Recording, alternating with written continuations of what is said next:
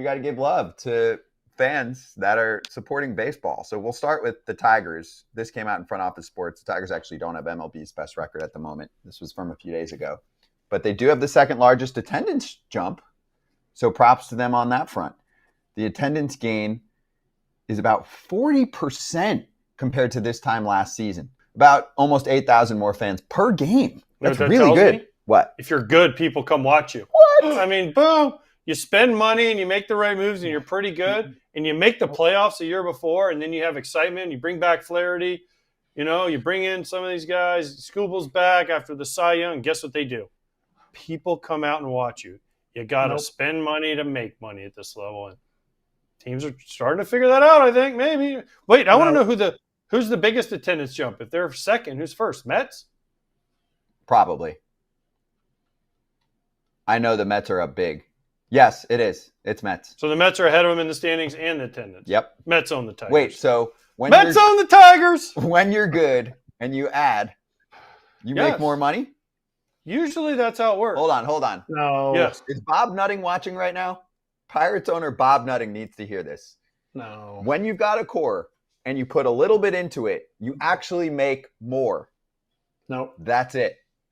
Could be hard to grasp when you haven't made a dime on your own, but that's how this works. It's that simple. And it's not just ticket sales, Kratz. Sales of Tigers merch on MLB's online shop, up 40% so far this season. Consumption of Tigers games outside their market is up a ton. Inside the market's obviously up a ton too. Up almost 100%. So they're thriving. No, that's no way. There's no way your portfolio could ever get better if you own a sports team because they win. There's no correlation there. There's no correlation. It's just stay status quo, hire a GM that doesn't want to make any moves. He just wants to keep his job for 5 to 7 years and just float along in life and watch the value of your organization go up. Winning doesn't matter. No way more fans would come out in Pittsburgh. They don't love they do. Everything I just said was sarcasm. And I mentioned them because I don't know where they are market-wise, but they're probably pretty close in market size. They have a sick ballpark, and they did their rebuild around the same time as the Tigers. And look where the Tigers are now, and look where the Pirates are now. Just saying. How much money per game, if you average almost 8,000 fans per game, how much more money per game do you think the Tigers make this year over last year? Millions, many millions. I mean, I don't know. It's just I don't know the answer, but I feel like we should take a guess at that because 8,000 more fans, what's the average ticket? 50, if it's $50. And how many home games? Well, I mean, I don't know. I'm just saying that's one game. So that let's say you do 25 per game, bucks, $1 million.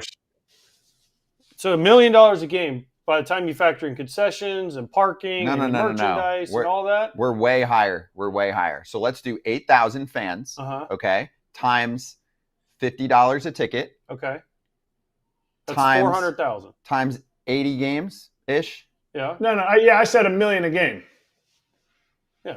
Well, I'm already at, and they make a ton on food and everything else. We're already at $32 million. That's just before ticket food. sales. You can probably double that on food, merch, etc. So we're at them making maybe $70 million more. What? Isn't that what I said? I don't know. I got to be honest. I usually do listen to you, but I was doing math. No, but so I had to focus, Kratz. You were I was an mathing. okay student. How much did they spend? I mean, that 70 million isn't. They're making more than that because then if they get to the postseason and plus the advertising rates of their games because the viewership goes up. You sell more on ads. You sell more on sponsorships, billboards, everything, right? Yes. So call it 100. They didn't spend 100 this offseason. And even if they did, they're still going to make. I guarantee they're going to make more than that. They got Flaherty. They got Glaber. They tried to get Bregman. Yeah. But they got Tommy Canley. Add all that up. It's not like even 50. close. But this is the point. The Pirates could do the same thing to a T. Right? The Pirates don't have as good of a core, though. What? No. But they could have done the same thing. They don't have as thing. good of a core. I'm sorry. They don't. They don't have as good of a core as what the Tigers have right now. Yeah, but they could have. Right? The Tigers built this whole core originally around Casey Mize, Jackson Joe. There was like 3 like prime pitching candidates. Exactly what the Pirates are doing. Yeah, but I'm 3 talking prime position pitching player candidates. wise. Riley Green, Spencer Torkelson, Kerry Carpenter. Parker Meadows. They already had Baez, right? I mean, So why didn't Although they that was have a it? purchase. Why do they have what? They're better players than what the Pirates have. Why don't the Pirates ever make any position players ever since? I mean, Key Brian Hayes, they paid him. What's happened with that? They were like, oh, this is going to be the real deal. Ryan Reynolds, O'Neal Cruz, like they had guys that were going to be the guys. They drafted Henry Davis 1-1. Somewhere in the drafting to the developing guys to be big leaguers, they're falling flat on their face, in my opinion. Well, that's my point. The Tigers have better players. That's why the Pirates can't do this, because the Tigers have better players. Whether there's development, draft, whatever you want to call it, they have better players than the Pirates do. Yeah, but I'm saying if the Pirates spent like the Tigers spent this past offseason, is there a chance that they'd be involved? They'd be better than what they are right now. Of course. They'd be better. If That's they the brought point. in another good starting pitcher, a starting infielder, and some other couple bullpen pieces, absolutely they'd be better. Mm-hmm. But they're not going to do that. So, I mean, it sounds great to talk about. They're not going to do it. 2021, by the way, when they picked Davis, Jackson Jobe was picked by the Tigers 3rd overall. Obviously, Jobe is now going to be out for a season and a half, but he's got a chance to be a top-end starter. Yeah. Tigers have been doing it right. So, I mean, anyway. Henry Davis wasn't a catcher. Then they tried to make him a catcher. He could hit when he wasn't catching. Now he's catching and he can't hit. It's like, which one is it?